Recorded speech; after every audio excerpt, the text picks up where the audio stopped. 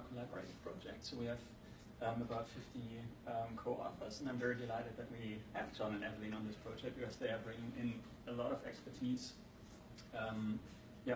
both substantively and on countries that I don't know very much about.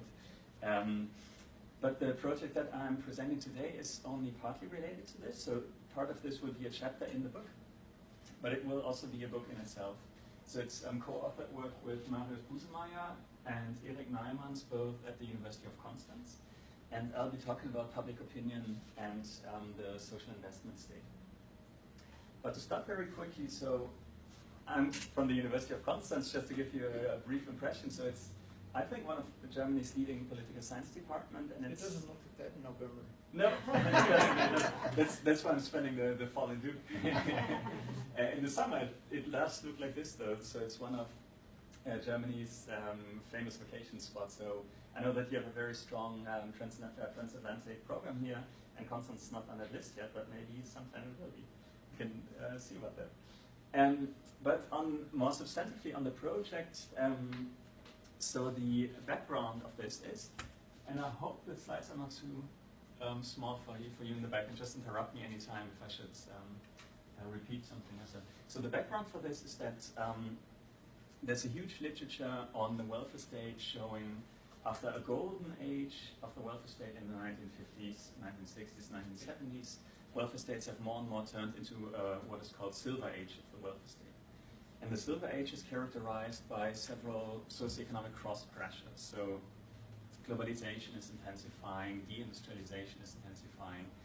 There's a lot of public debt. We have aging society, so more and more people want to have pensions and so on. And all of this is putting a lot of pressure on the welfare state.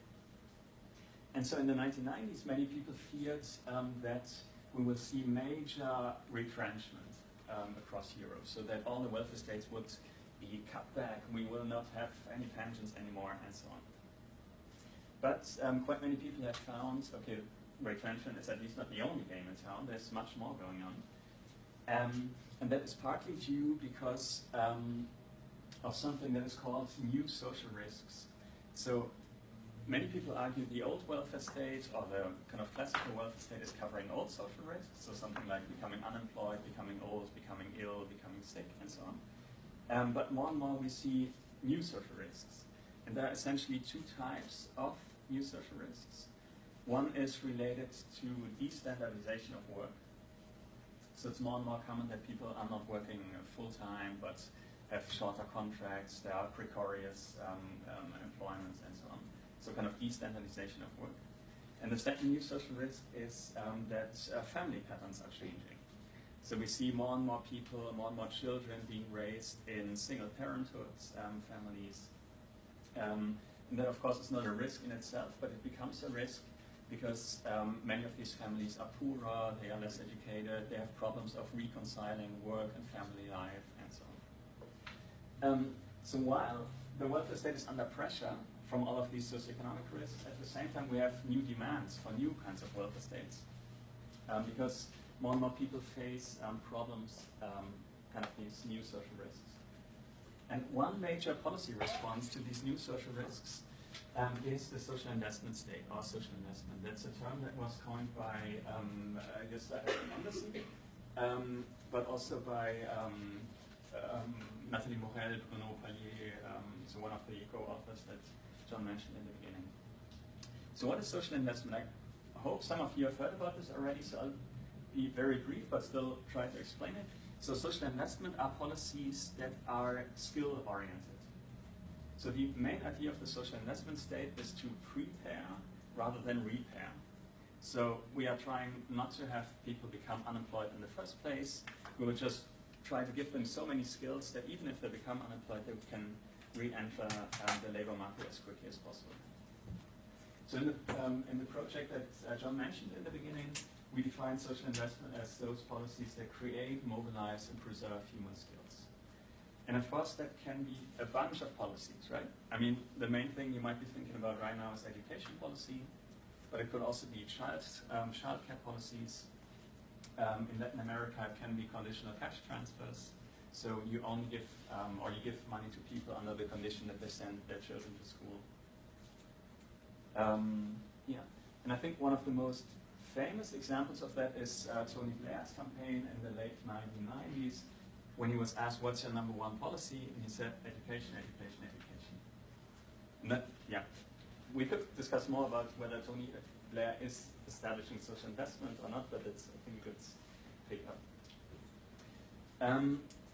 By now there's, I think, a very quickly growing literature on the social investment state. So people are trying to understand which parties are pushing social investment, which employers are trying to get social investment, who are the veto players, and so on.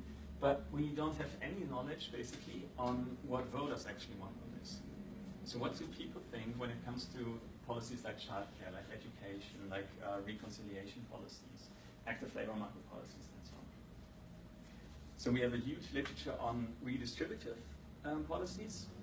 I think there must be like tens of thousands of articles on what people think about redistribution, and much fewer on what people think about social investment. And I think this is mainly due to a lack of comparable data, and I'll come back to this point in a few minutes. I think it is very interesting to study public opinion, though, on this issue, because we can imagine that the politics of social investment are very distinct from the politics of other social policies. So, for example, if you think about higher education, that the field that I wrote my dissertation about, and compare higher education to something like unemployment benefits. If we spend money on unemployment benefits, we know pretty sure who's going to benefit from that. So it's unemployed people, and so it's largely redistributive. You take money from everyone and give it to the poor. If you spend money on higher education, it's actually not that clear, because we know children from higher socioeconomic strata have a higher chance of being in higher education. So spending a lot of tax money on higher education might actually be negatively redistributive. Right? So the politics are very different. And the same applies for childcare. We know that childcare, public childcare, is especially used by upper middle class families and so on. So we have different politics in the social investment state. And the second thing that makes public opinion so interesting here is that we have more and more what is called policy trade-offs. So unlike in the 1950s and 60s, it's not possible anymore to just expand the welfare state unlimitedly. When you want to expand spending on one area, the money has to come from somewhere, right? So you can increase taxes, you can increase public debt, or you can make cuts in other parts of the welfare state. And again, these have been studied by John and Evely, but also by Silja Heusermann and by Paul Pierce and others on the macro level, but much less on the micro level. So we don't know what voters think when confronted with these kind of trade-offs.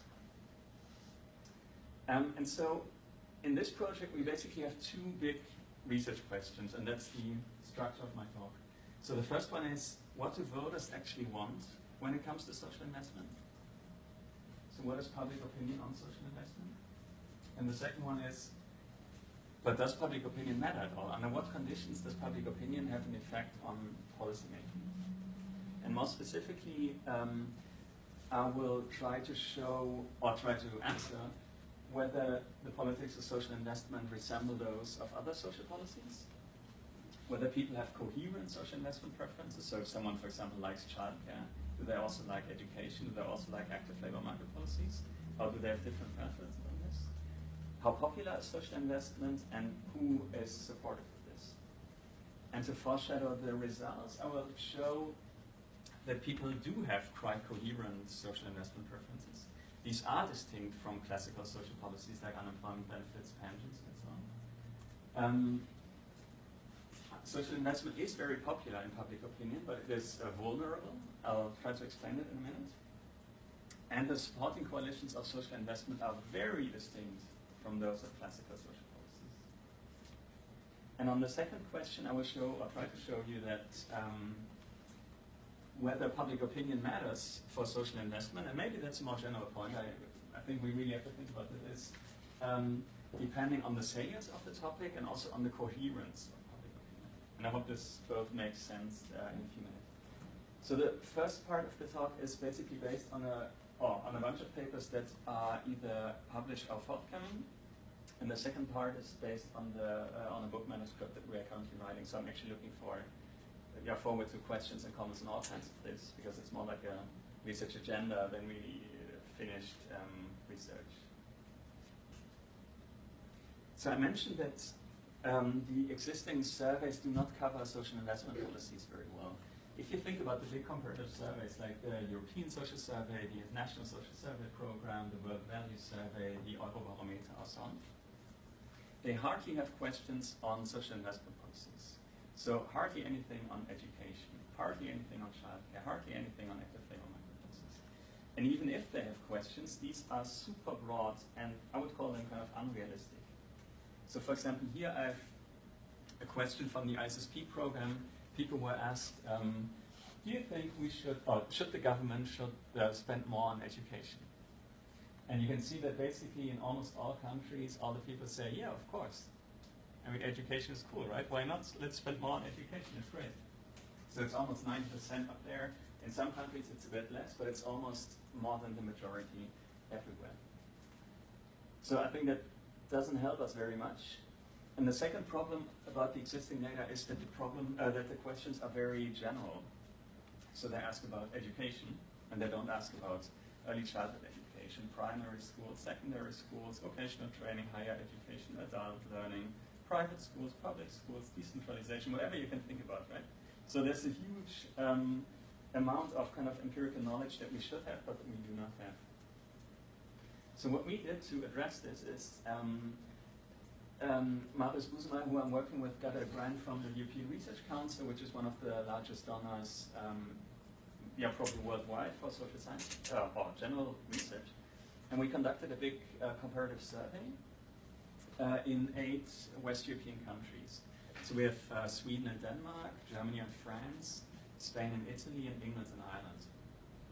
And I'm sure that all of you are well aware of kind of Esping Emerson's World of Welfare or other typologies. So we're trying to cover all of these worlds by having 2 representatives of each world.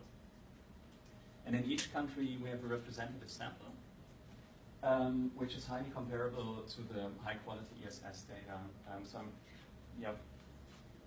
actually very optimistic about the data quality. It was conducted by a professional survey institute, and I can talk more about this.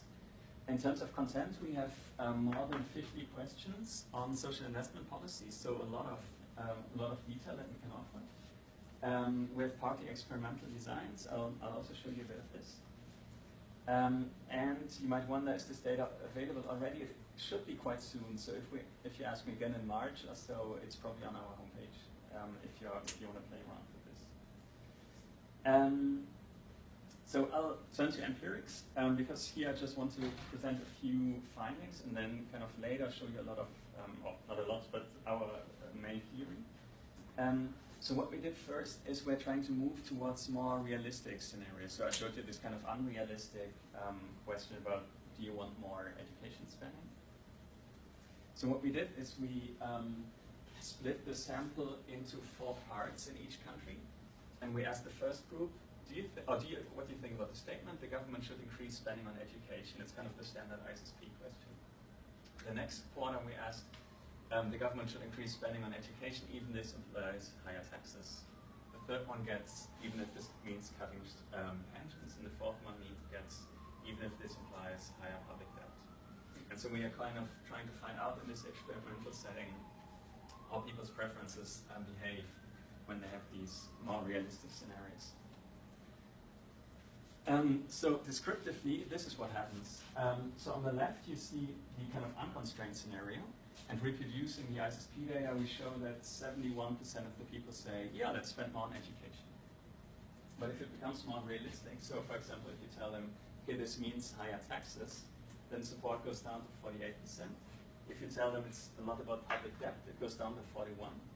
And if you mention, okay, this probably implies pension cuts, it goes down to 25 or 26% of the population.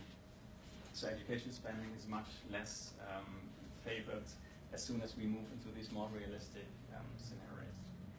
And so we were interested in, but who is still supportive of this? And so what we did is we estimated models on the pooled sample using country fixed effects to have kind of controls for the country variation and country clustered robust standard errors. And I'm showing you some average marginal effects. And the main thing I want to highlight is if you focus on the role of ideology. So ideology does play a role in the kind of control group, in the tax group, and in the public debt group, but not in the public pension group, right? So what that means substantively is your ideology can predict your preferences on this question, except for on the pension question. And what happens in the pension question? In the pension question, self-interest is a much stronger predictor of people's preferences. So, I mean, that's quite obvious. Pensioners are very much opposed to cutting pensions, but students like that, and people with small children at home also like this.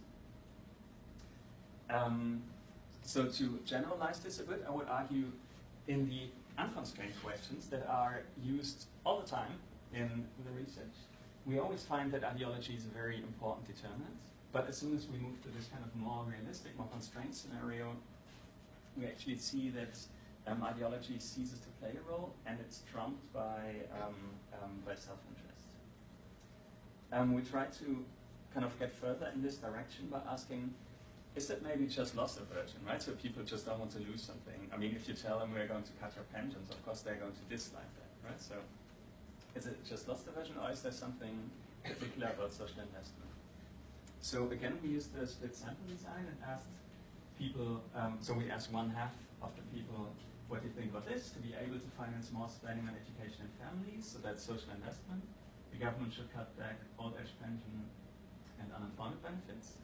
And the second half of the people got the other question turned around. So expand pension at the expense of education and families. And what you see then, we compared it here to redistribution preferences, but I'll drop that for a moment. Is that for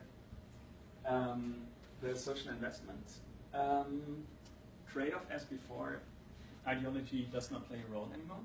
For the vice versa one, expanding pensions at the expense of social investment, there's a very small ideology effect.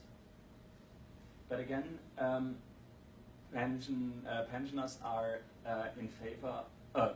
pensioners are opposed to expanding social investment at the expense of pensions. Students are much in favor of this, so they would cut pensions. They don't mind about this. And people with small children, again, are very self-interested, wanting to expand social investment. So what I take from this is that the gains and losses are somehow differently, right? So they, if you move to political psychology, I would call this loss aversion matters. So we see that the trade-offs are kind of not symmetrical. Giving something is different from cutting something else. In a paper that I'm working on at the moment, I try to explain that this depends on the role of political trust. So political trust is kind of the thing that can fix this, but I think I'll stop this here. Maybe we can pick this up in the Q&A. But what we were wondering also about is how coherent are people's social investment preferences. So we asked about education and families, but do people have similar preferences on this at all? To find this out, we have this question where we asked people about policy reforms. So we designed a bunch of, I think rather realistic policy reforms. So the first one is, should we give the unemployed more time and more opportunities to improve their qualifications before they find a job? The second one is, should we expand early childhood education? The third one is, should we spend more money on universities and research? So these three, the first three are social investment. The fourth one is basically workfare, or what is called negative reinforcement. So we are cutting benefits to get people back to work. Should we force the unemployed to accept a job position? And then we have two social compensation questions. So should we expand pensions faster than wages? And should we lower the retirement age? And so we would expect that the first three correlate highly. Number 5 and 6 should correlate, and I'm not sure what number 4 should do, because there's a big discussion on whether workfare policies are social investment or not. And so we randomize the order of this so that it's not a kind of statistical artifact. And we conducted factor analysis. If you don't know factor analysis, that's basically correlations, more or less. So we are checking whether whether people's answers correlate. And what you see is that their answers on the first three items correlate as expected. So people do have coherent preferences on social investment. And they also have coherent preferences on social compensation. And an interesting thing, but maybe for you that's more of a side remark, I'm not sure if how much you are following this debate. We can show that workfare, so kind of people forcing people back to work, is not perceived by people as part of social investment. Now you might wonder, is that simply due because we only looked at pensions and not other social compensatory policies? We also looked at others, so like unemployment benefits and healthcare, and that correlates very highly with this positive transfer factor. I see some question marks in people's faces. I hope you got what we are doing here. So we are trying to show people's social policy preferences are multidimensional. People have preferences towards social investment, and they have preferences towards social compensation. And these are distinct. They do not correlate. So how popular are these things? I think for now we can just focus on the total sample. So what we find is that about 75% of the people like social investment, about 48% like social compensation, and about 59% like workfare. So we could say, as comparable as this might be, social investment is actually, at this stage, and the survey was done in 2014, more popular for voters than social compensation. And again, we were wondering, so who supports social investment, who supports social compensation, and who supports workfare? So what we did is we have similar models as before, but this time it's OLS regressions. And what we find is that the higher your education is, the more you are in favor of social investment. But you have a negative effect on passive transfers. When you look at income, there's no effect of income on social investment, which makes a lot of sense if you think back about the kind of negative redistribution thing. So the effects of education, of childcare, of active labor market policies are actually not so clear in terms of redistribution. There's a negative effect on of income on passive transfer. I think that's what we know already very well from the literature. And I think, interestingly, a positive effect of income on workfare. So richer people think we should force the unemployed quicker into jobs. Gender does not matter for social investment, which is a big debate, which I don't want to open right now. We can go back to that later if you want. I think a very interesting, maybe even strange one, is that pensioners, so people above 60 who are retired, are actually in favor of social investment and opposed to passive transfers, which seems very counterintuitive, I think, at first. And the reason for this is that this is mainly driven by the early retirement question. So they do not like early retirement because they think, okay, I have worked until I was, I don't know, 65 or so. Other people should also do this. I guess that's my reasoning. But I don't know why they are supportive of social investment.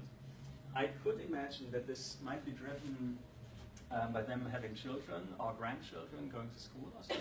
But I don't know because we don't have the question. So if you're looking for possibilities for future research, I think that's definitely something to check out.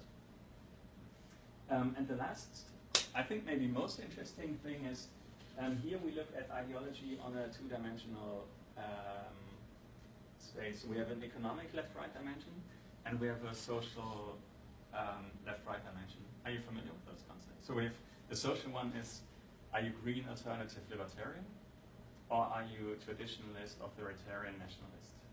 So basically Europe versus Trump. And then we see that if you look at the economic dimension, people who are economically right don't like social investment. They don't like passive transfer, so they don't like public spending in general. And they like a lot if you force people back to work. And more interestingly, I think the social values dimension, people with these traditionalist values, they don't like social investment at all. It's destroying their traditional work patterns, it's destroying their traditional family patterns and so on.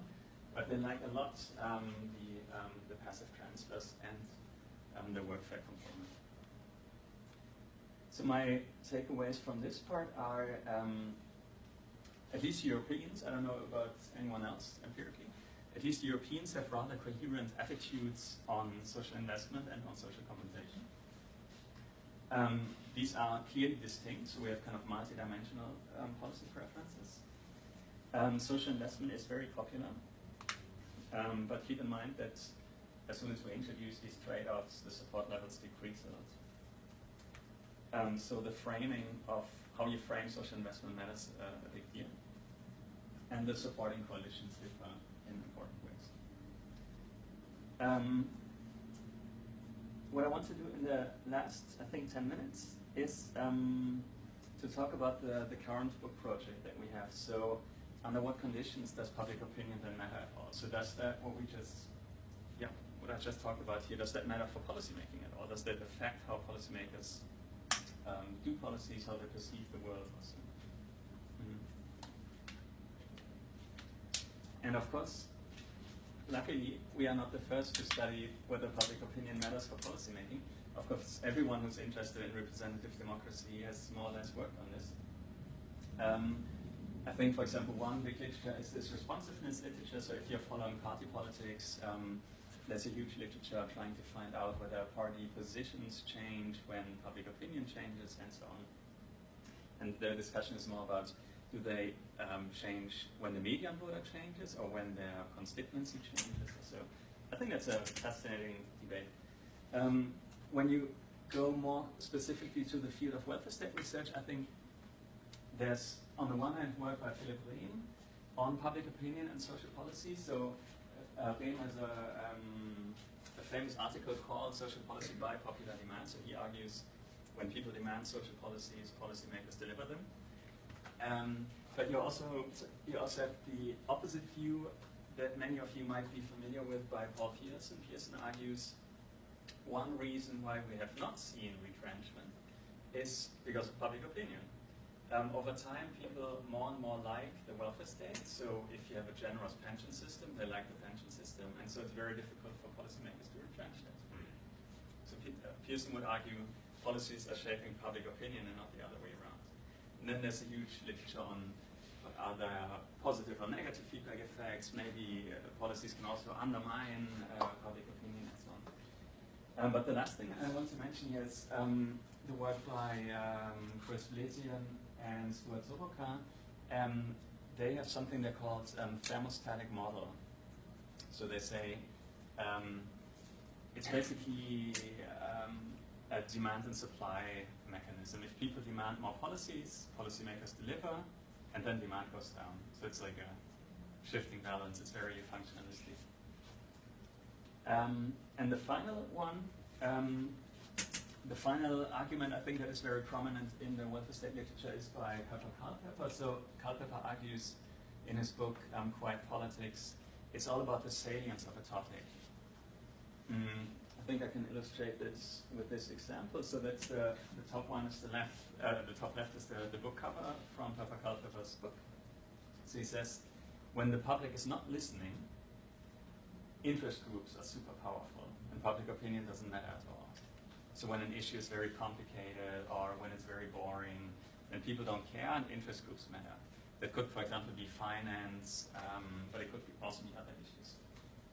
But in contrast, if an issue is very loud, so when it's in the news every day, or when everyone's talking about this, interest groups do not matter, but public opinion plays a major role. So that's Culpeper's argument. And we find this very plausible. But actually, when thinking about this more, I thought, okay, but what does it really mean for loud politics? So if the public is very attentive, how does that affect policymaking? So for example, if you think about education, does this mean now they're spending more on education or less, or school privatization? It's entirely unclear, I think, from this work, what should follow. And so our argument that we are currently developing, and I'm very much looking forward to critical questions and comments on this, because it's not set in stone yet, is that salience is a necessary condition for public opinion influence. So without salience, public opinion never matters. But it's not sufficient in the sense that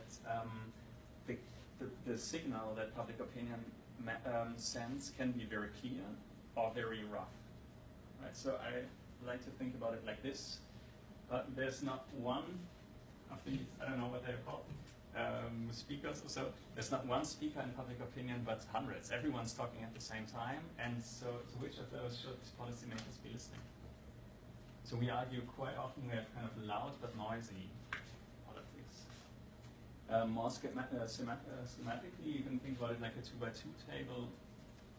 When there's low salience, there's no public opinion influence. When there's high salience, it depends on how clear the signal is that people send. Do all people have the same opinion, or do they differ a lot? So kind of like this. So what we need empirically then is two questions. We need to know how loud an issue is, and we need to know how much conflict there is on an issue. And then we can say whether policy makers are listening to public opinion or not. And so what we currently do is we conduct case studies in the very same 8 countries that we have in our sample.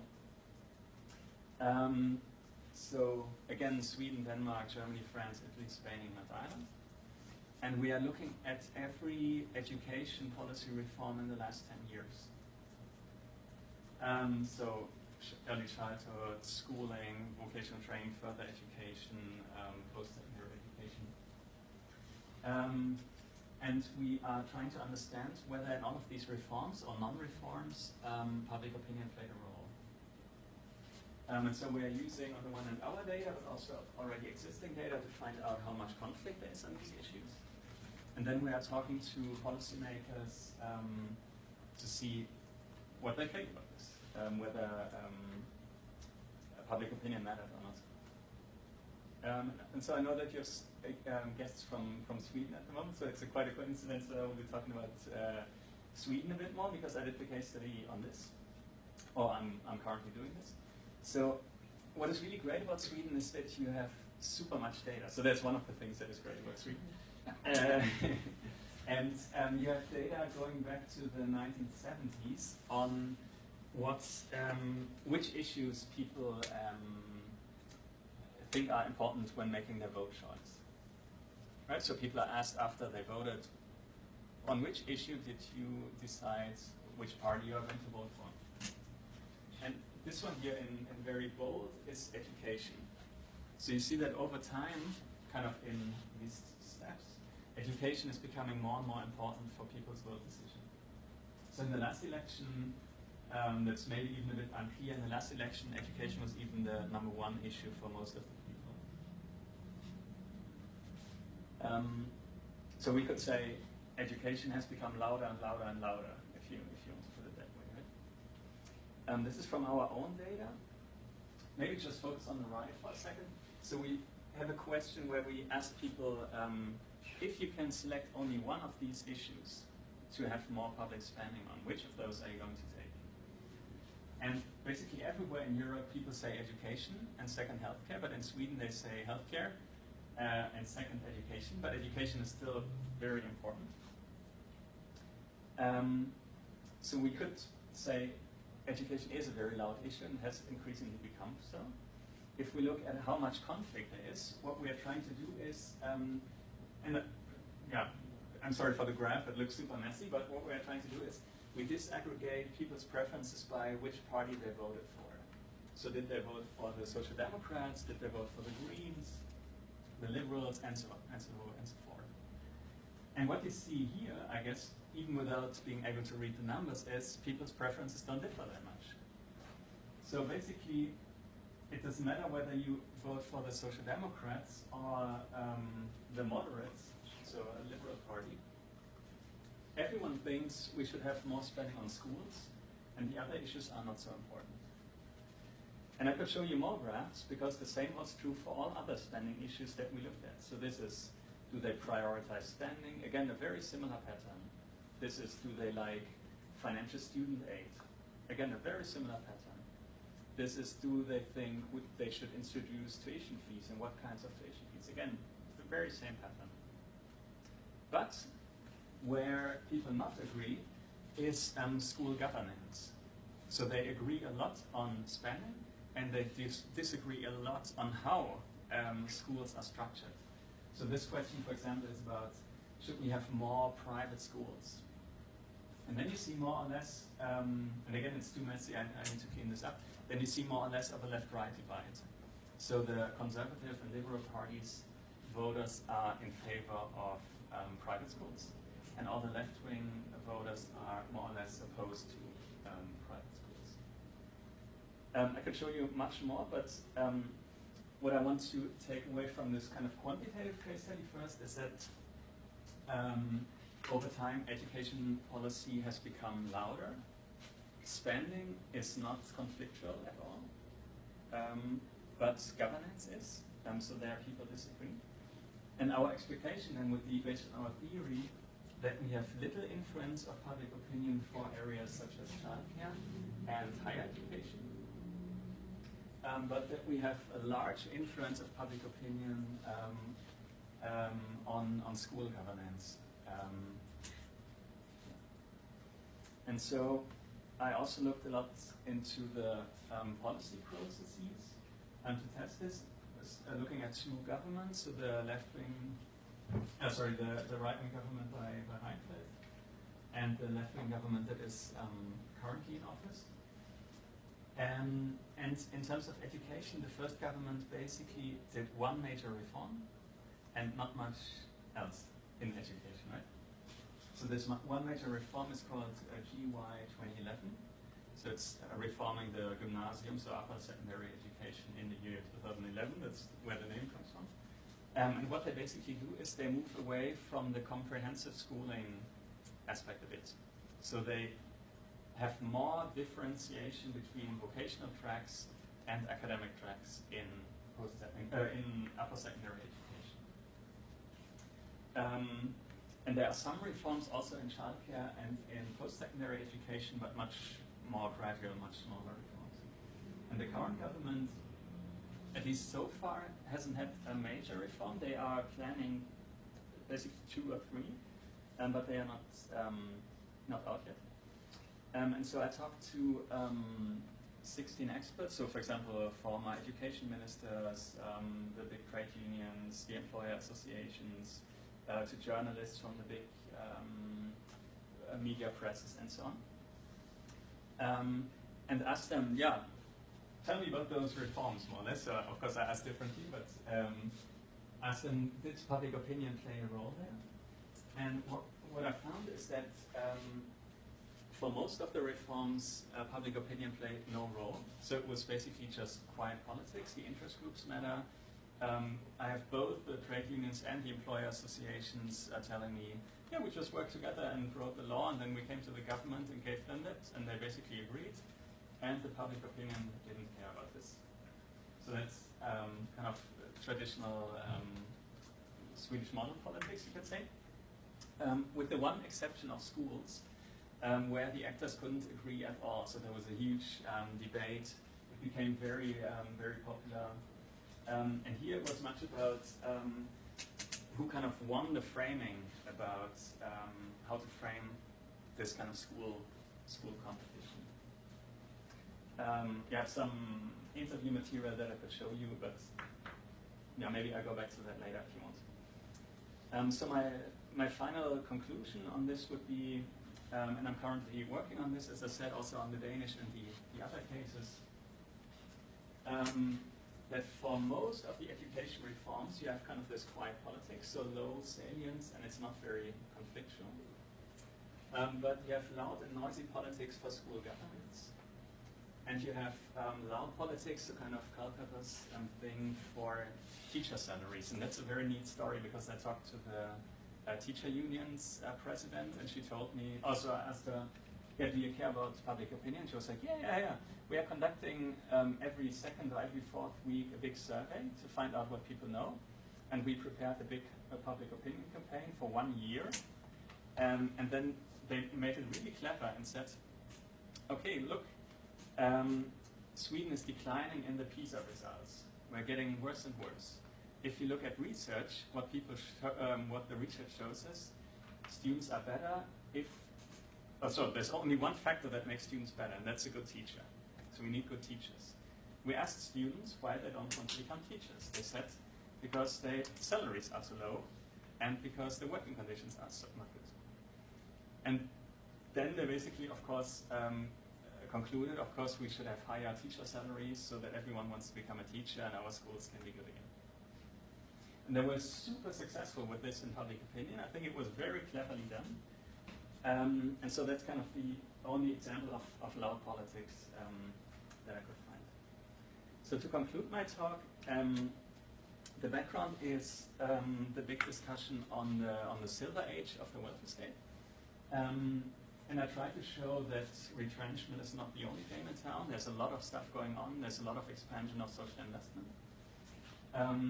And we, at the moment, analyze the role of public opinion. I try to show that people have rather coherent preferences on social investment, that the support coalitions differ a lot between social investment and social compensation. Social investment is very popular, but as soon as you introduce these more realistic trade-offs, it's more complicated. And public opinion matters under two conditions. You have to look at salience, and you have to look at how much conflict there is in the general public. All right, and with this, I think I'll look very much forward to questions and comments. Well, I'll let you take them. Yeah.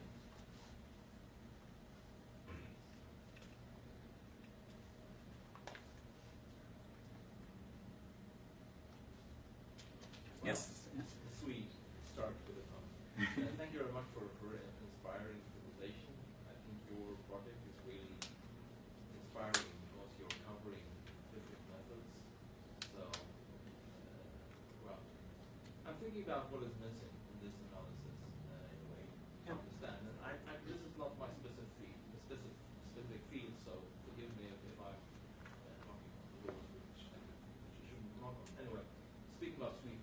And understanding this kind of the overall support for spending and for more spending on education.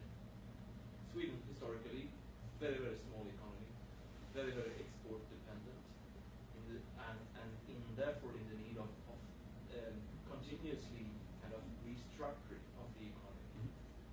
For instance, supporting the urbanization process for a country which was formerly very much built on agriculture. And then the transformation from the typical heavy industry to a service industrial economy. And in a corporatist kind of social democratic welfare state, the trade unions and the employers have been very important. I mean, you're talking about parties and voters, and so that is one thing that I'm missing. Because the social restructuring, the dialogue, if you want to say, also in election campaigns, it would make a difference that, I mean, the unions and the employers would be taking part of the dialogue about things like education. Because everyone knows that we need to educate people to continue to restructure Sweden. So that is, I think, is a basic understanding on why the Swedes, on average, irrespective of their ideological preference, would prefer more spending, because that is the way that it's used to be, and that is a model that functions. I mean, in for a small export-dependent economy as Sweden. So that is the first comment. I'm a little bit curious about, since you have this four models of European welfare states, that is also to say that you have different models of different degrees of corporatism, different ways of corporatism, and also, I mean, the welfare states that do not have corporatism, and to what extent that could make a difference in the way that I have been presenting the Swedish argument. So, well, I can start with that. Yeah, I would. I think that's an excellent comment, and I would totally agree. So that's. I think I can't disagree with that at all. So maybe to start with an anecdote, when I interviewed the experts, many of them asked me in the end, so who are you going to meet this week in Stockholm? And so I said, yeah, this guy, and I was like, oh yeah, I'm going for lunch with him next Thursday.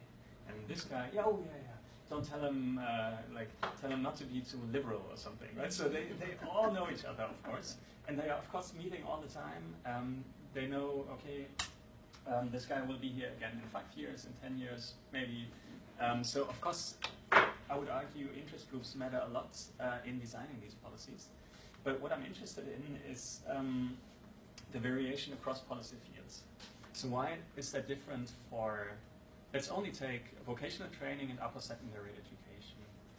They are quite similar, right? So there's not an ontological difference between upper secondary education and vocational training. But for vocational training, we find exactly what you described. The social partners are just talking to each other and then convincing the government in doing reforms. In upper secondary education, it's basically the opposite. So both the big unions and the employers told me we were trying to lobby as much as we could. We were trying to work through public opinion, and we couldn't because everyone was listening and people were, policymakers were arguing, I have to satisfy my voters, I can't listen on this issue. And that's the stuff that I'm heading at. But yeah, as I said, I would totally agree with your argument for most of the policy areas. And I think it's also a very good point that once we have the case studies for the other countries as well, we should really try to understand what's distinct about Sweden and Denmark. So one thing I can say for now, for example, is that basically everyone I talked to in Sweden and almost everyone I talked to in Denmark told me, when I asked, should we spend more on education and on what kinds of education should we spend more? We would expect left-wing parties, left-wing actors say, yeah, let's spend more, and right-wing actors should say, yeah, let's spend less. That was not the case at all. So basically everyone said, we shouldn't spend more. We're spending a lot of money already. We just have to spend it somehow more cleverly. And then there are the differences. So the left parties say, it shouldn't be allowed that firms make money with education. So there's kind of profit in the welfare debate. And the right parties say, we should target the money more, there should be more competition between the schools, but they all agree on the kind of level of spending. And so I think it's an excellent point to kind of think more about what's distinct about Sweden and Denmark compared to the other countries. Can we explain it with institutions or with political culture? So I'm not sure. Yeah. And maybe just very quick, what I should also emphasize more, I notice, is we only look at education reforms in the last 10 years, right? So you mentioned that Sweden decided already much earlier. I think one could even go back to the 1930s to have this kind of social investment strategy. So I think that's a very fair point that the debate looks very different if I had gone back to the 1950s. So I have one simple question and then a couple of comments. The question is, I think you said that healthcare correlates with the passive welfare state. Mm-hmm. Is that right, in public opinion? Mm-hmm. That's kind of surprising because, of course, in a way, healthcare is also an investment. Right? Yeah. You need a healthy labor force Yeah. to. And the comment is, I think, analytically, what's missing in the noisy politics, loud and noisy, is the element of how split is it. That is, are the two sides of roughly equal strength, Mm-hmm. or is it very lopsided, Yeah. right? Yeah. If they are roughly equal strength, you wouldn't necessarily expect a lot of influence, Yeah. because whereas if it's very lopsided, you would. And the final one is, obviously, you will want to look at the political institutions in the following sense.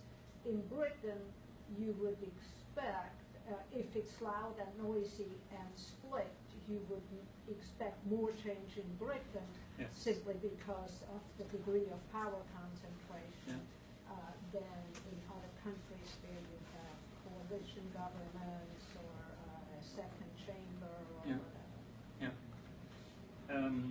would totally agree. So maybe just quickly on the healthcare and pensions issue.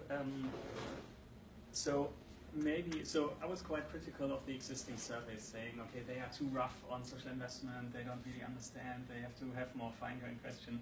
And you could say exactly the same about our survey in terms of healthcare, right? So we only have, I think we only have one question asking about healthcare. Should the government spend more on healthcare? And so I guess that's the kind of empirical main answer why it correlates with pensions.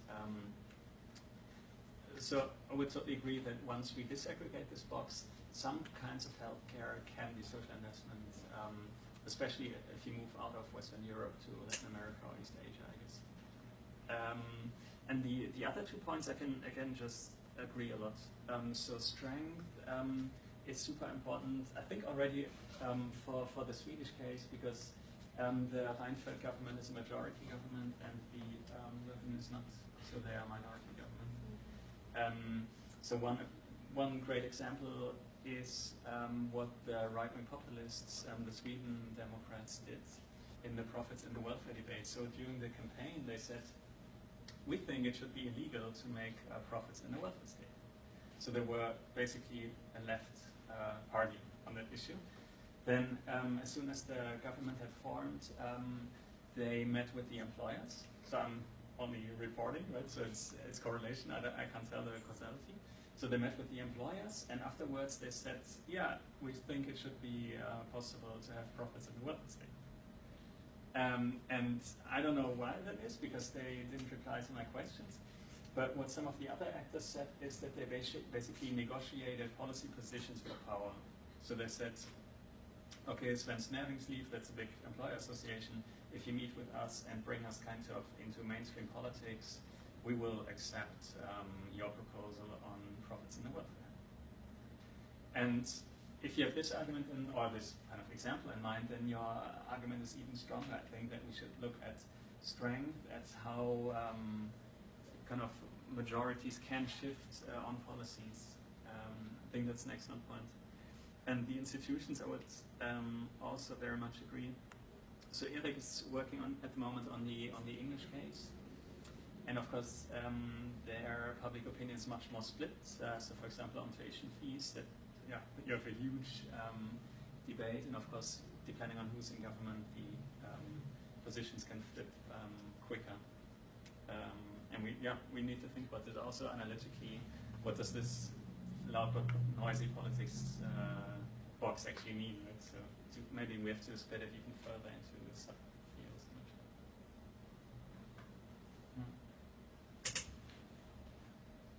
Okay. Yeah, please. Yeah. Do you have any questions that say something about migration?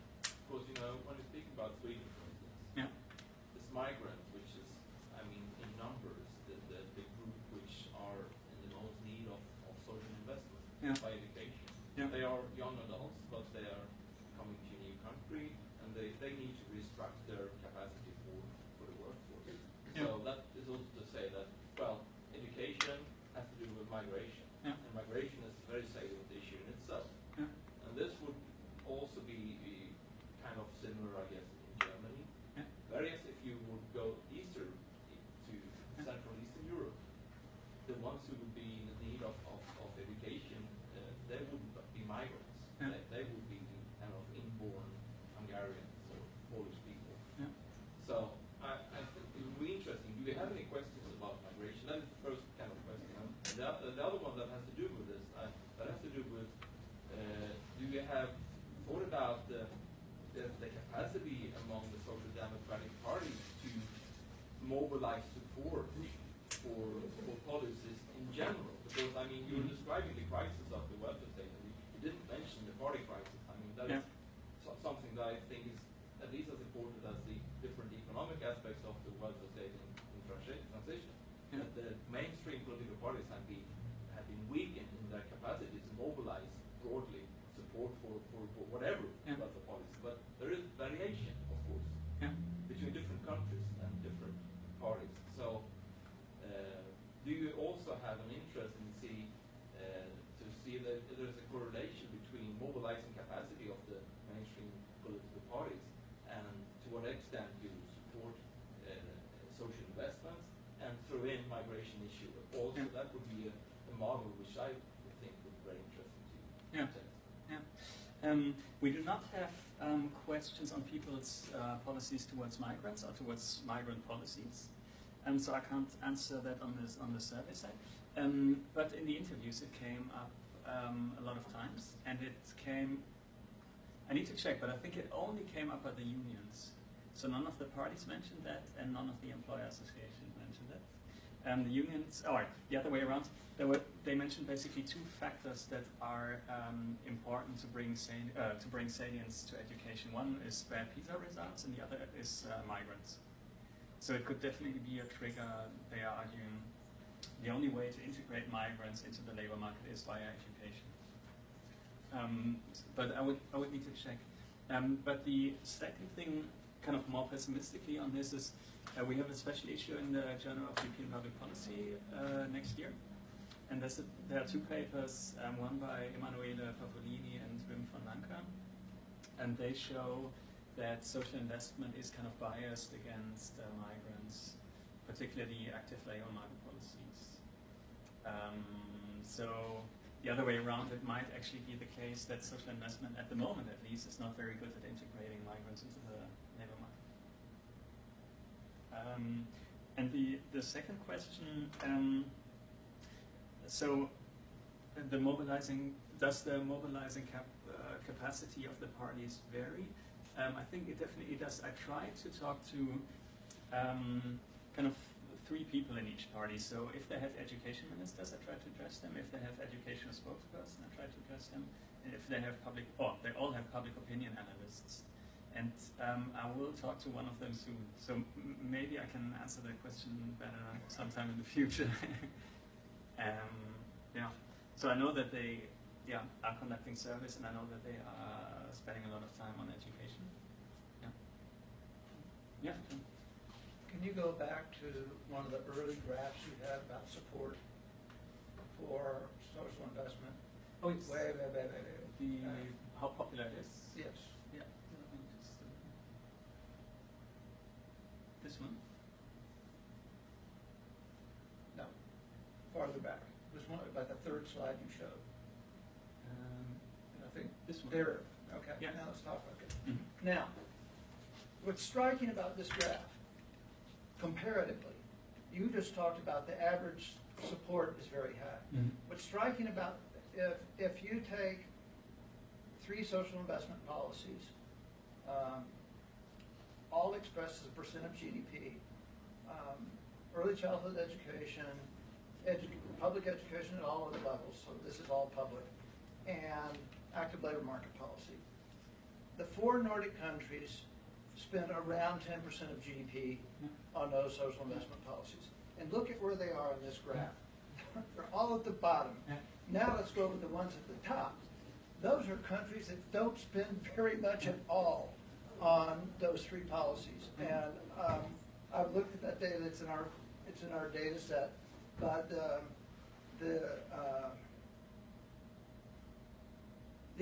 I think like Portuguese spending on education is paltry. It's like, I think it was like 2.7% of GDP or something like that. It's just way down there. And Spain is pretty low too. I don't know about Ireland. But the United States is also is relatively low. And we used to be really high in 1970. But anyway, but that means that you have, especially when you go into a comparative frame, not within any of these countries, you have this problem of, it's the same thing. Do you think the government should be doing more to redistribute income or reduce inequalities, whatever that ISSP question is? Well, it turns out that countries that are real egalitarian, people say no. Right? Well, that's because they already think the government is doing a lot to reduce inequalities, and so this is a problem. And I don't know that you can really. I think probably if you look at some of those other questions where you say more taxes or so on, but just like Urban is saying, In Sweden, people, and like you yourself said, is that people kind of perceive that they're spending a lot on education. And so they're going to say, no, we're doing a good job now, or something like that. Yeah. And so I don't know if you've thought about this and how you think you might solve it in terms of when you're comparing across countries. Yeah. Yeah, I think we all three have thought about it quite a lot. It was actually the starting point for our survey that we thought, okay, there's this big literature or big discussion on do we have positive feedback effects, as Pearson would argue. So if you spend more money on education, people say, yeah, we should keep spending more money on education. Or do you have these kind of negative feedback loops that the more you spend, the more the demand goes down, right? So these were the these were the competing hypotheses that we had. And so we looked at the existing data, and our starting point was exactly the same, so that we thought, okay, all of these countries are already spending quite a lot, except for Japan, but Japan has a high private, very high private spending, and all of those above are really the kind of social investment laggards, except for Spain maybe, which before the financial crisis expanded its social investment state a lot. And then, but of course that's changed Yeah. a lot in Spain in the past 20 years. yeah, and the data is from 2006. And so we thought, okay, as soon as we had the data, we kind of looked at it by country and expected where you already have a high degree of spending, demand is probably much lower. And that's actually not what we found. So empirically, it's much more complicated. So for example, if I go back to kind of our data, and if you compare, for example, Denmark and Sweden, we should find that in Denmark and Sweden, support for social investment is much lower than in Spain, and yeah, let's take Spain and France. But that's not so clear. Actually, Spain has more demand, but Sweden also has a similar demand to France, right? And so we find some, I don't know. I mean, it's only cross-section, so I wouldn't say we find evidence for positive and for negative feedback effects, but at least I would conclude that it's not as clear as we had expected in the first place. It's not the case that we have a Scandinavian cluster, a continental European cluster, LME cluster, and so on. It's just much more complicated.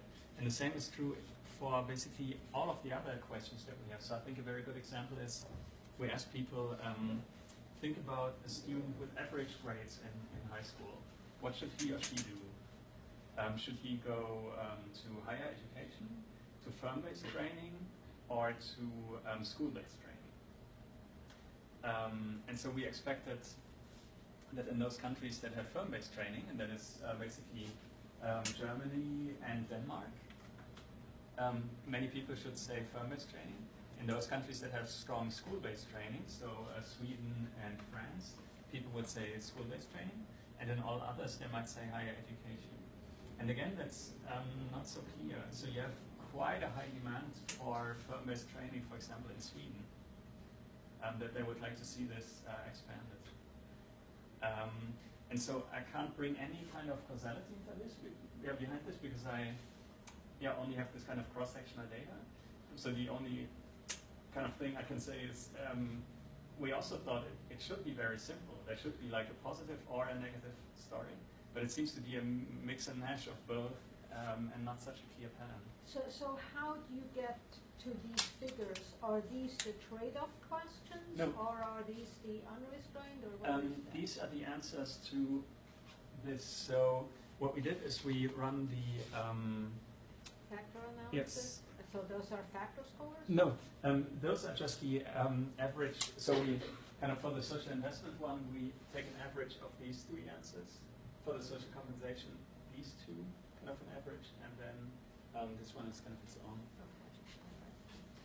So it's a very, it's a very simple, very rough approach. But the same patterning kind of holds true if we look at other questions. It's complicated. I think what I would do to really test this further is to have kind of time series data at best around elections.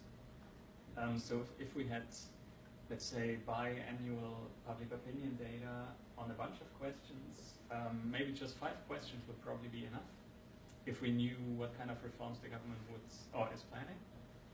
Then we could ask those for 2 years or so and then see what is happening. I think that would give us some more kind of causal leverage.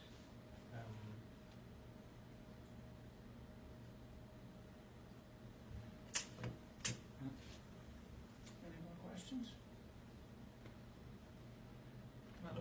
Otherwise, you can also email me anytime. If not, then I'd just like to thank Julian for coming.